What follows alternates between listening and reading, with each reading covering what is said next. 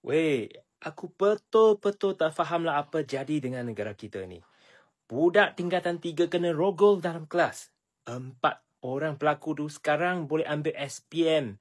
Macam tak ada apa-apa. Hello, ini keadilan ke apa ni?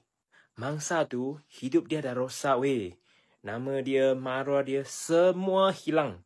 Tapi pelaku senang ledang dapat duduk exam.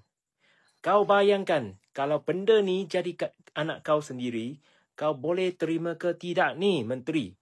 Jangan cakap pasal peluang kedua. Kalau mangsa tu sendiri tak ada peluang nak hidup tenang. Ini bukan soal peperiksaan.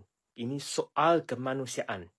Kalau kerajaan masih nak lindung pelaku macam ni, maknanya memang tak ada lagi lah garis moral dalam negara ini. Kantong layakan mereka daripada mengambil apa jua sahaja peperiksaan sehinggalah mahkamah menjatuhkan hukuman. Inilah barulah betul